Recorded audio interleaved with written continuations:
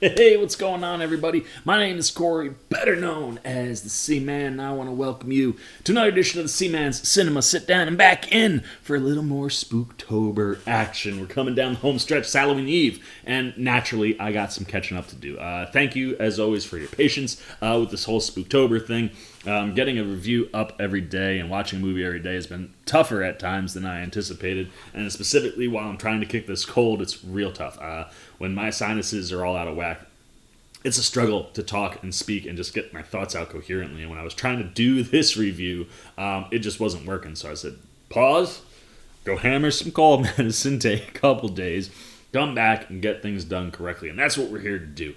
If you don't know what we're talking about, man, it's Spooktober. All month long, I've been watching a different spooky, scary Halloween movie. And on the screen, as you can see, I've had a lot of fun in what I think is a really wonderful mixture of films, from genre types to, you know, whether they're family or flat out horror. Everything that we've been watching, I just super enjoy. And I've had a really good time. I hope you guys have too. And like I said, I appreciate you guys sticking with me. And as we dive in to the last few things that we have to talk about before we hit Halloween tomorrow, we hit one of my favorite animated films ever to come out of Disney. Maybe it's because it's one that doesn't feel like a typical Disney movie, because maybe Mr. Tim Burton's in charge of this one. Oh yes, this is one of my faves. So why don't you pull up a chair, take a seat. We're getting ready to dive in to The Nightmare Before Christmas. And yes, like I said, it's one of my faves because Tim Burton's the mastermind behind it. He doesn't direct here. Henry Selick does, because Tim doesn't have any experience directing a stop-motion animated film. And Selick, you know, it was a 3+ year process, and what Selick does from the director's standpoint is literally bringing to life Tim Burton's mind. The two mesh so well, man. Like, obviously, Tim wrote the story, and he's the creator behind everything. The way Selick and his team are able to bring that to life is just so beautiful. And, you know, back in 1993 when this came out, you were starting to see kind of a surge in stop-motion animation, and we had obviously seen stop-motion animation before. But stop-motion animation is kind of becoming like one of these things that you don't need to do. You don't need to take 3 years to make a movie, because visual effects and 3D animation is so good that there really isn't a need for it. But there is something special to the quality of a stop-motion picture, because the amount of care and thought that has to go into taking every single frame as an individual still, basically, all the frames of the movie, you literally have to move all of those pieces so that it happens. And watching that come to life and knowing the work that goes into it is something that makes every stop-motion animation film really, really impressive. But with The Nightmare Before Christmas, like, you end up with something that is such an interesting blend of worlds that, like, very rarely do we think to crisscross. Now, granted, we've had Christmas horror movies before, but, like, literally adapting Halloween Town and Christmas Town and bringing them both to life in different ways, right? Like, the gray and darkness that kind of lives in Halloween Town doesn't exist in Christmas Town. I mean, when Jack goes there, you know, what's this feeling that I'm feeling inside? Like, I don't know what it is, but, you know, that whole "What's This?", which is my favorite song in the whole freaking movie, that whole stretch, you're just like, it's all these things that I don't know about, and the animation really highlights all that stuff, while also amping up the spooky and some of the scary things in Halloween Town, and it really is, I think, a perfect mesh with Burton's vision. And the story for The Nightmare Before Christmas is a fun one. You know, the idea that you have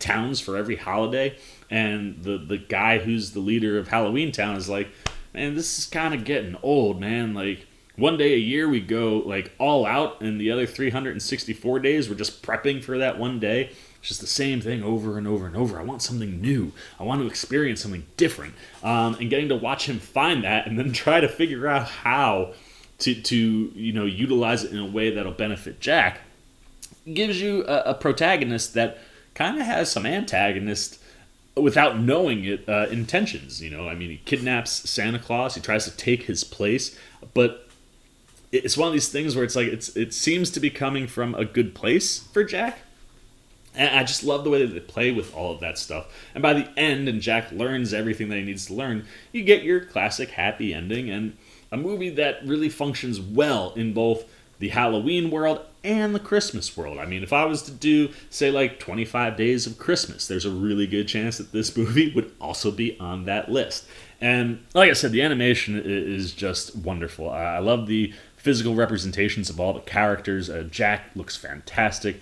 I love Sally and the way that she can kind of fall apart like a doll and how that allows her to do things, right? Like she wants to go sneak out and she can't poison, Dr. Finkelstein, so she jumps out the window because she's just a doll and she can sew herself back together. And that relationship that slowly forms all the way to its ending is wonderful to watch between Sally and Jack as Jack's going on his adventure. And I mean, even from Jack's dog, Zero, I love that you have the ghost dog, the mayor and the way his head spins around. You have Happy Mayor and Evil Angry Mayor. Oogie Boogie is terrifying. Like, you're a little kid, man. Oogie Boogie is terrifying, specifically when you unsew him and all of the insects that he eats just go spilling everywhere. Like, there's some really creepy imagery in here, and I love that stuff. But even from the classic characters like the Wolfman or the vampires, just every little thing that pops up inside Halloween Town is wonderful. You gotta love the Oogie Boogie gang, Lock, Shock, and Barrel.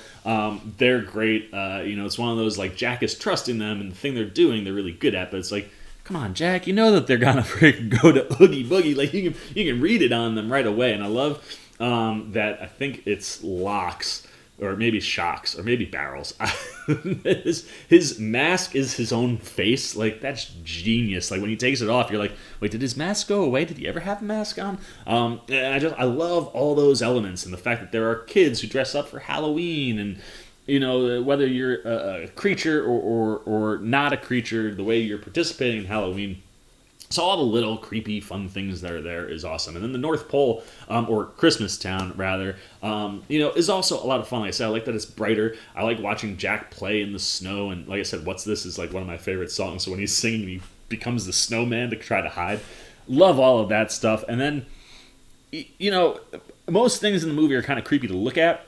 Santa is probably the least creepy to look at, but still a creepy version of Santa Claus. I also love how Jack calls him Sandy Claus, because he doesn't quite understand or grasp it. And I like the way that they use Santa as a hostage throughout the movie, and the whole sequence with Oogie Boogie down in his lair where he's kind of like gambling with Santa's life is just a lot of fun. And then obviously being able to stop Oogie Boogie and free Santa and fix everything, it all works so well. And from a music standpoint, as I said, the music is great in this. Danny Elfman, no shock there, is behind the music here, as well as Jack Skellington's singing voice.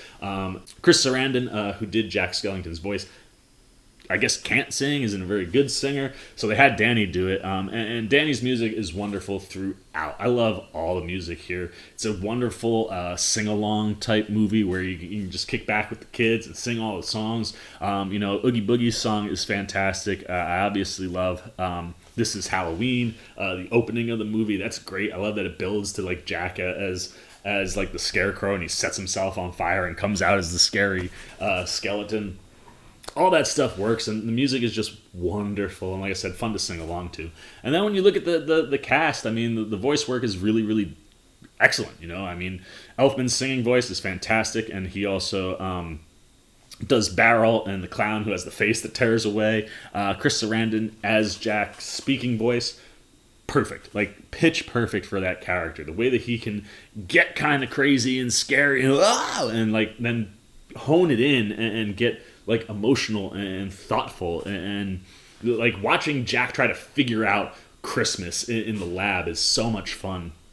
And I like I said, I think Sarandon just nails his voice work quite well. Catherine O'Hara, who also voices Shock, is Sally, who's our main female protagonist, and that whole story is wonderful. I mean, the idea of her being like a Frankenstein monster, because Dr. Finkelstein is supposed to mirror Frankenstein. He even has an Igor. And I love his design, too, the way his head comes off and you can see his brain and he can actually physically scratch his brain. that whole story, like that, where she's imprisoned and Dr. Finkelstein, as genius as he is, can never seem to figure out that she's poisoning him all the time until after, and he's like, "You're not gonna poison me again." And I love that she has that so she can sneak out and try to explore and be part of the world. But then when she has no other option, like I said, she can use that doll form she has, just throw herself out. And her and Jack's stories are just wonderful. The mayor, Glenn Shaddix, great. This kind of multiple personality version of the mayor whose face literally spins around when he is either happy or sad or happy or angry. And I love that, and his voice, perfect. We already mentioned that Danny Elfman does Barrel, and Catherine O'Hara does Shock. The third in that group is Locke, and Paul Rubens, Mr. Pee Wee Herman himself, handling the voice work there. And all three kids are wonderful, man. I love the way they work. I love the way that they speak in tandem sometimes, or finish each other's sentences, or you have a sentence that runs through all three of them. And they're just a fun group to be around, even though they're not good. They're going to go to Oogie Boogie, but I love that they got the tub, and the tub has feet, and that's what they use to transport the body. And then, obviously, Mr. Oogie Boogie, Ken Page, spectacular dude. He's the scariest thing in the whole movie, and his voice has that booming, kind of haunting range to it where it can kind of move in and out, and it literally just does everything you would think.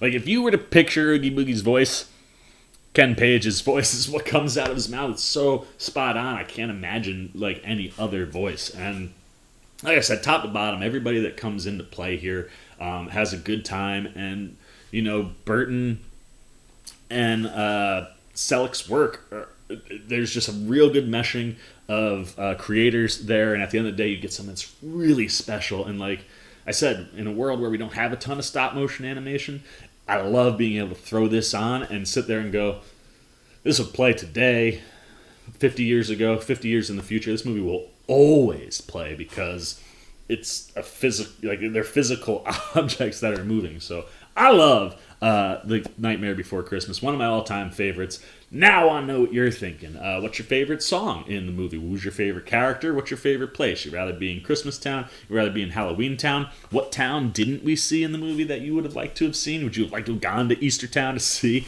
Lock, Shock, and Barrel kidnap the Easter Bunny?